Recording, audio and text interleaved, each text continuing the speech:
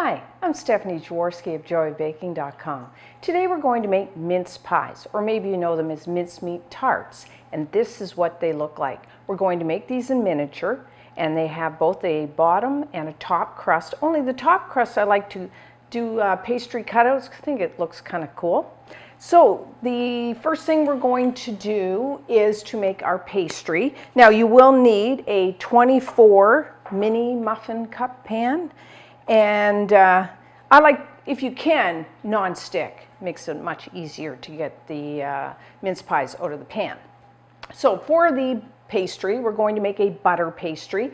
If you have a food processor, then you can, like I have here, it's so easy to make your pastry in there, but you can make it by hand. So if you don't have a food processor, you still can make the pastry. So what I'm going to do first is take 1 1/4 cups, which is 175 grams of all-purpose flour. You may know it as plain flour. And I'm going to add just a little sugar, 1 tablespoon, 15 grams of granulated white sugar, and a half a teaspoon, 2 grams of salt. Now, if you're making this by hand, just use a large bowl and then just whisk all these ingredients together. I'm just going to process them just for a sec. Okay, and then, of course, butter pastry, we need some butter. So you will need a half a cup, 113 grams of cold. I'm using unsalted butter. And what I like to do, either like shortly before, a half hour or so, or even the day before, is to take my butter and cut it into small chunks and then just put it on a plate, cover it with plastic wrap, and put it back in the fridge. And that way the butter, each little chunk gets really cold. Or you could just pop it into the freezer for about 10 minutes, same thing. So what we're going to do, let's put that all in here. Now, if we're going to process this, pulse it more, I would say, just until the butter gets into small chunks like coarse crumbs. If you're doing it by hand, then you could cut the butter into the flour with a pastry blender, 2 knives, or even your fingertips. So maybe takes, like, if you're doing it in the food processor, maybe 15 seconds. That's about all.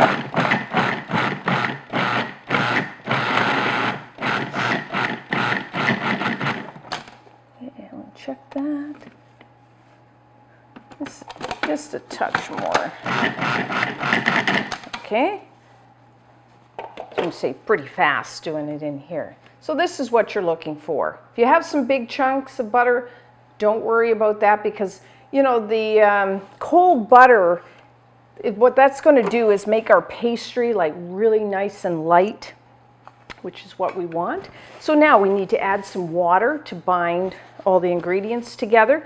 So what I like to do is just take a cup and put some ice in there and then your water, and then it gets really nice and cold. So you will need probably between 3 and 4 tablespoons of water. Always start with the less amount, like 3, because you never know how much water your flour is going to absorb, because there's a lot of factors, you know, storage of it and things like that, so you never know. So just sprinkle it over the top. Now, if you're going to do this by hand, then just sprinkle your water over the top and then toss with a fork. So I'm just going to do 3, and then if we need to add more, we can. It's hard to take away, so start with less. You can always add more. So what I'm going to do is just pulse this a bit.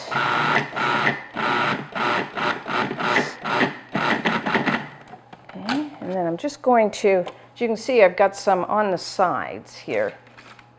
So, and then get in the corners as well.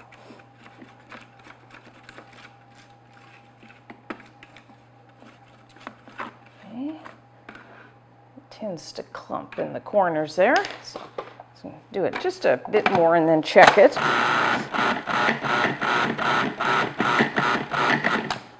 Okay, so we're still, starting what you want. You don't want a solid ball of dough here. What you want is where it starts, when, if I go like that, it'll really stick together, which it's not. So I'm just going to add maybe like a half a tablespoon, just a little, to see if that'll be enough.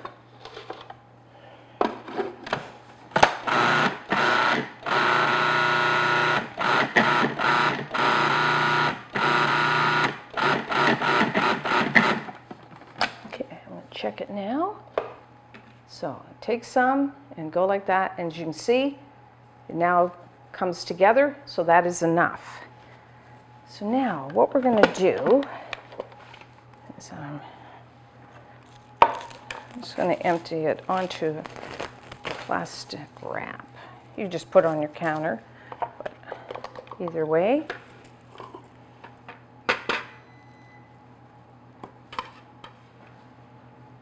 Okay, and then I'm just going to gather it, use my plastic wrap to bring it together.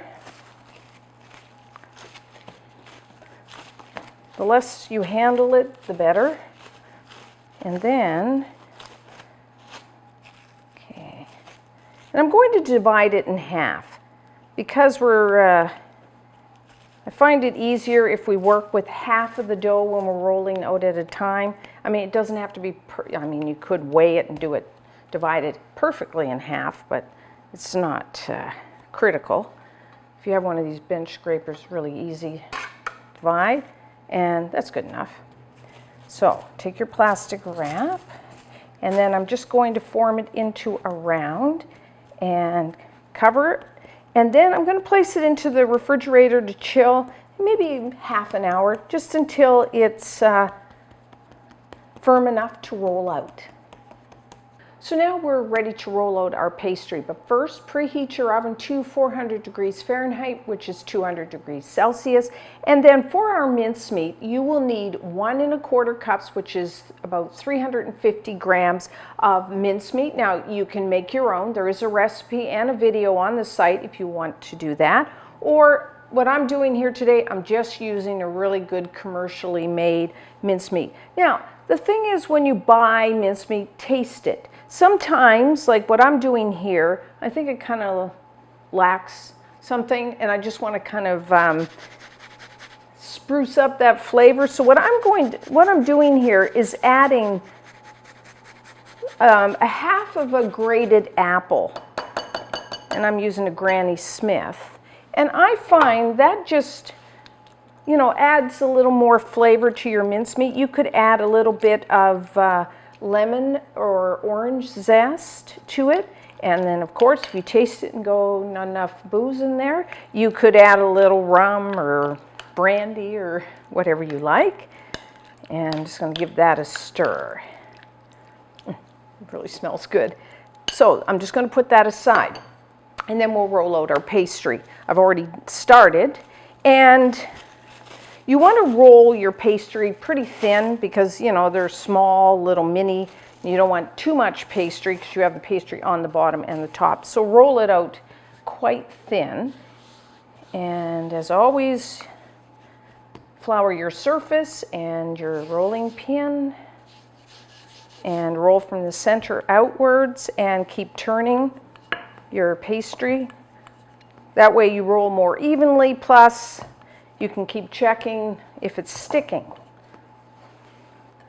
And if you need to add more flour on either your surface or your rolling pin, just do that. So just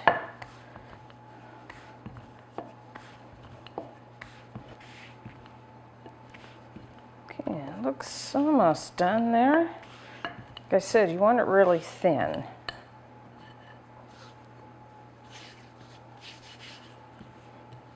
And always run your hand over your pastry just to make sure it's an even thickness. Because we're rolling from the center outwards, there's a tendency for in the center to be thicker.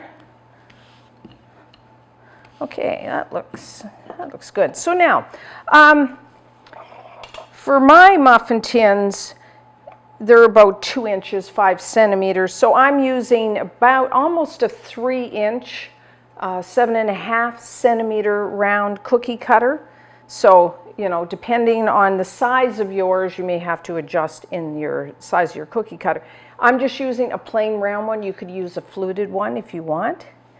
And then just cut them out and then just gently place down. Try not to pull your pastry when you're putting it into your muffin cup, because if you pull too much, then they'll probably shrink during baking, which we don't want. And then just try to cut out as close as possible to the last one so you don't waste any pastry.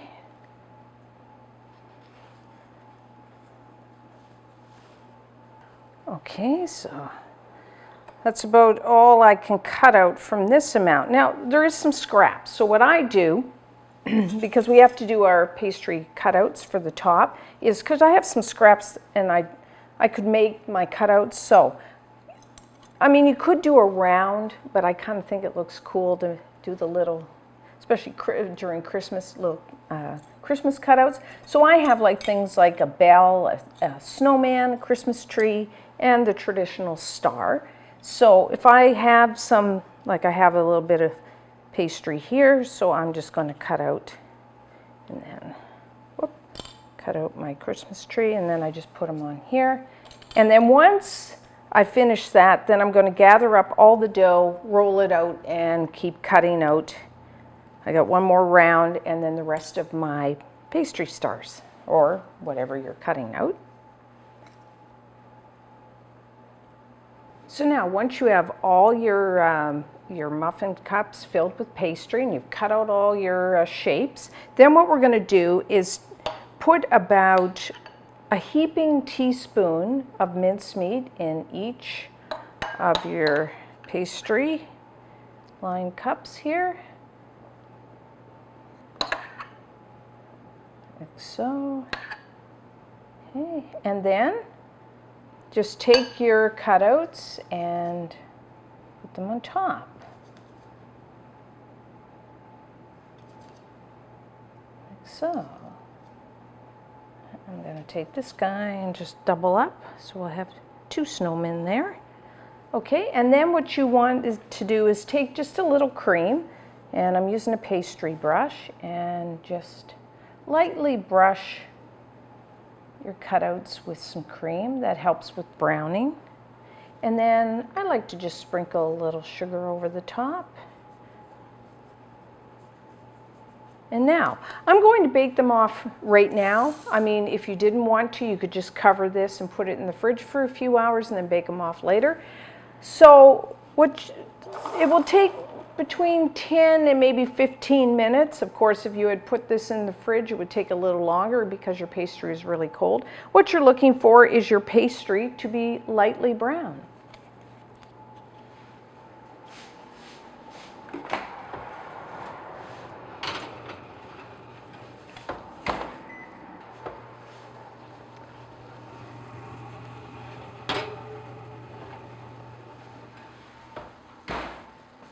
Okay, our mince pies are done. So put your pan on a wire rack, and as you can see, nicely brown around the edges. Mincemeat's bubbling. So what we're going to do now is just let these cool, and then when we come back, we will try one. Okay, so here's our mince pies. Now you can serve these warm or at room temperature or even cold, whatever you like. So let's try one.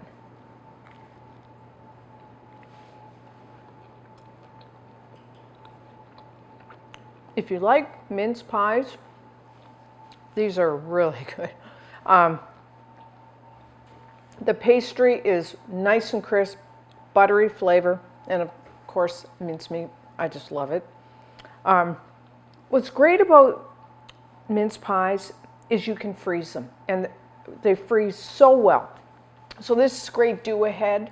And then you put them in the freezer, and then you can just defrost them in your refrigerator overnight, and then even reheat them if you like. So perfect for Christmas.